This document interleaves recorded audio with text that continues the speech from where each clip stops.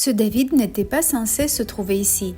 Il n'était même pas destiné à être vu à hauteur d'homme. En 1501, Michel-Ange commence à sculpter David pour la cathédrale de Florence.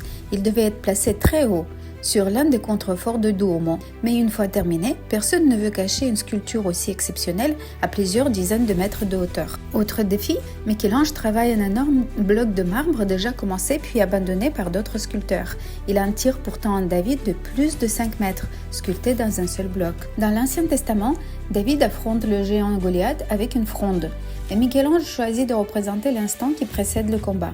Pas de Goliath, pas de victoire, seulement David, concentré, prêt à agir. Regardez sa main droite, elle est particulièrement grande par rapport au reste du corps. Ces proportions peuvent notamment s'expliquer par la destination initiale de la statue. Vue d'en bas, elle permettait aux détails de rester lisibles. Mais cette main donne aussi une impression de puissance et d'action imminente. Tout son corps est construit sur cette tension. Les muscles sont puissants, les veines apparaissent sur la main, mais David reste parfaitement immobile. La force est contenue, juste avant l'explosion. En 1504, au lieu de Duomo, David est installé devant le Palazzo Vecchio, au cœur du pouvoir politique de Florence. Il devient alors le symbole d'une république qui affirme sa liberté face à des puissances plus grandes qu'elle.